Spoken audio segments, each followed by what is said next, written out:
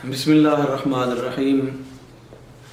سب سے پہلے میں اپنے فلسطینی بہنوں اور بھائیوں کو السلام علیکم کہوں گا۔ آپ کی جد و جہد آزادی اللہ سبحانہ و تعالیٰ کے بارگاہ میں قبول ہے۔ آپ اپنی جانوں کے نذرانے پیش کر رہے ہیں، آپ کے جوان اپنی جوانیاں لٹا رہے ہیں، آپ کے بچے اپنے معصوم خون کے ذریعے سے جد و جہد آزادی کو تر و تازہ کر رہے ہیں۔ اس عزم و ہمت پر اور اس حوصلے پر میں آپ کو داد بھی دیتا ہوں، سلام عقیدت بھی پیش کرتا ہوں اور آپ کی جد و جہد آزادی کو سلوٹ بھی کرتا ہوں۔ آپ اس دھرتی پر، انبیاء کی دھرتی پر جس تگ و دو کے ساتھ القدس شریف کی آزادی کے لیے کام کر رہے ہیں، یقیناً ہمیں آپ کی اس قابل قدر سٹرگل پر فخر ہے۔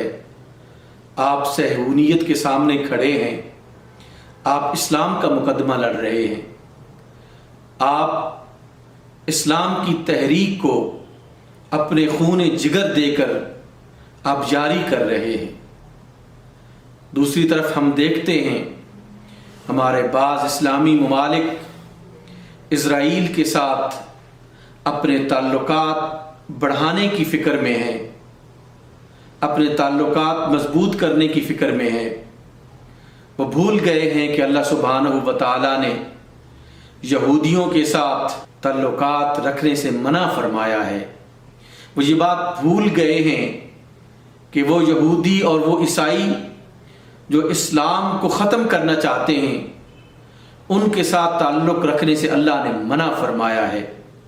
اللہ سبحانہ و تعالیٰ نے اپنے راز ان یہودیوں اور عیسائیوں کے سامنے باشگاف کرنے سے منع فرمایا ہے۔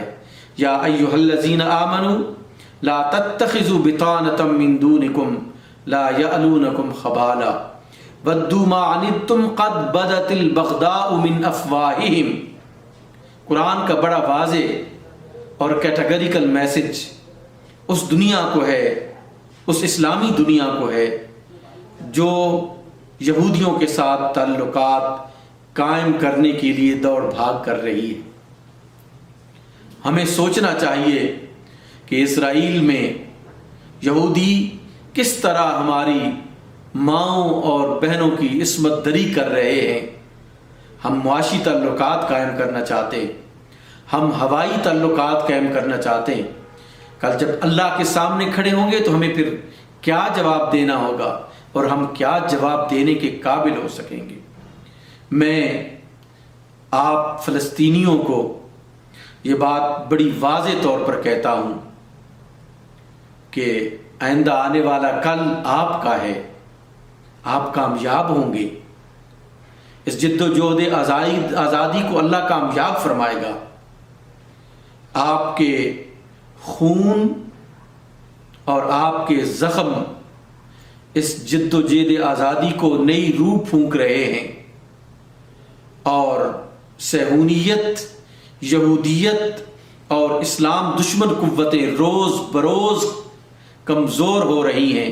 پہلے وہ آپ کے ساتھ ہفتوں لڑا کرتے تھے، آپ آج وہ 2 دن بھی نہیں نکال سکے ہیں۔ آپ اپنی جگہ پر ڈٹے رہیں۔ پورے اسلام کے عظیم لوگ آپ کے ساتھ ہیں، دنیا اسلام آپ کے ساتھ ہے، آپ کے ساتھ محبت کرتے ہیں، آپ کے ساتھ عقیدت رکھتے ہیں اور انہیں یقین ہے کہ فلسطین یہودیوں کا قبرستان ثابت ہوگا۔ فلسطین یہودیوں کے لیے ایک عبرتناک انجام کے طور پر سامنے آئے گا۔